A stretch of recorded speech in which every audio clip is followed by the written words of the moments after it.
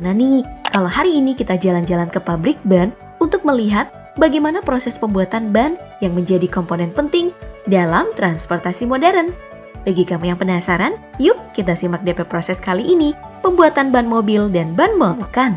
Teknologi kuno berupa bantalan bundar ini pertama kali ditemukan oleh orang-orang Sumeria di Mesopotamia pada tahun 3500 sebelum Masehi.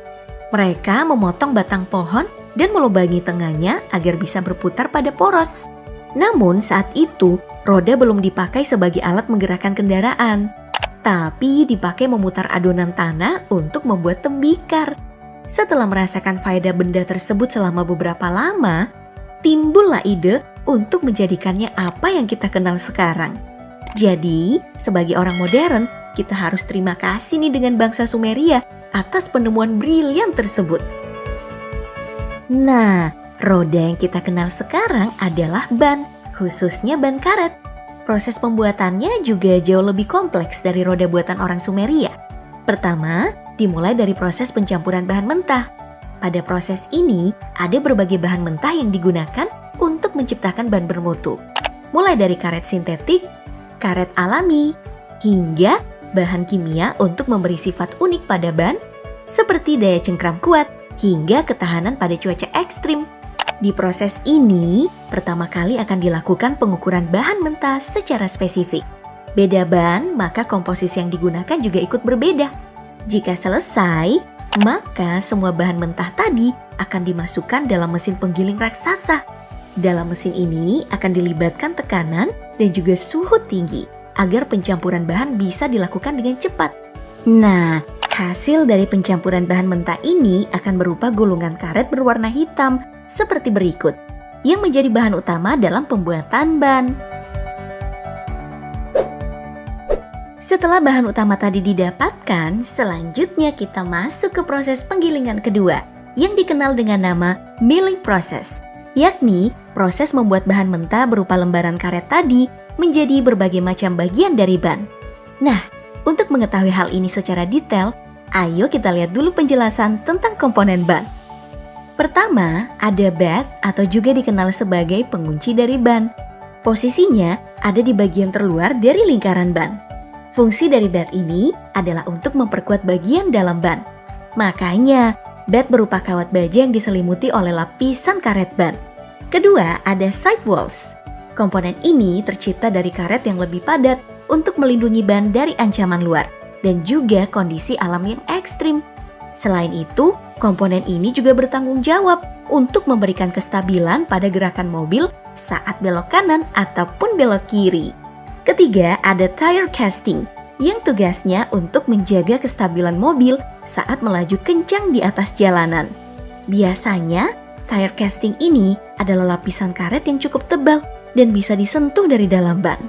Namun, meskipun kebanyakan dari komponen ban adalah karet, ada juga satu komponen yang murni berasal dari kawat baja, yaitu steel belt system. Komponen ini digunakan untuk memperkuat ban supaya bisa tahan lama. Biasanya, rangkaian kawat baja ini kelihatan kalau ban yang kita gunakan itu udah botak banget. Komponen terakhir adalah tread. Komponen bergerigi yang murni karet ini diperuntukkan untuk daya cengkram ban di jalanan. Biasanya, komponen ini juga nih yang jadi tolak ukur umur ban yang kita gunakan. Nah, semua komponen yang barusan kita lihat tadi adalah komponen yang dibuat dalam proses milling yang lagi kita lihat sekarang. Setelah proses milling selesai dan tiap komponen ban udah lengkap, sekarang kita masuk ke proses perakitan. Proses ini dikerjakan dengan kerjasama manusia dan juga alat berat. Hal ini disebabkan proses ini memerlukan ketelitian manusia dan kekuatan super dari mesin. Pada proses ini, satu persatu komponen yang kita bicarakan tadi akan dirangkai sedemikian rupa dan membentuk ban yang kita kenal. Pertama, dimulai dari sidewall dan juga rim strip. Setelah itu masuk pada bed yang akan jadi pengunci ban. Kalau sudah selesai, dengan menggunakan tekanan tinggi ban yang tadinya di kolom datar, akan dijepit dan dijadikan lingkaran. Kalau udah melingkar, maka komponen lainnya akan dimasukkan, seperti belt plies atau steel belt system, dan juga bagian terluar dari ban yaitu tread. Setelah semua disusun, maka ban akan dikompres menggunakan mesin. Terakhir, ban tinggal masuk ke mesin kompres agar tread yang dimiliki punya motif agar bisa mencengkram di jalanan. Kalau bannya udah jadi, sekarang kita masuk ke proses uji kualitas atau quality control. Pada proses ini, akan ada pekerja yang bertugas untuk secara teliti memeriksa kualitas ban.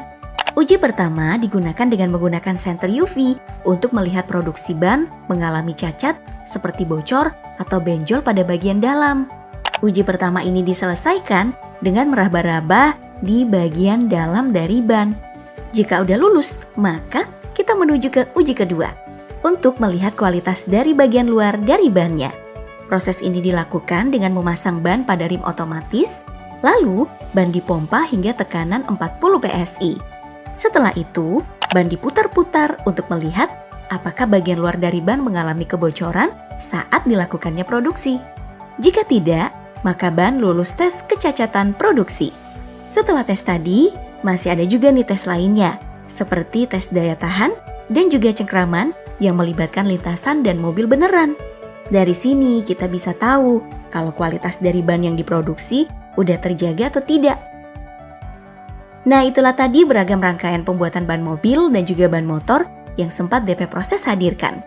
Menurut kamu yang mana nih rangkaian paling menarik dari yang semua kita lihat tadi? Sebutkan pendapat kamu di kolom komentar dan sampai jumpa di video berikutnya.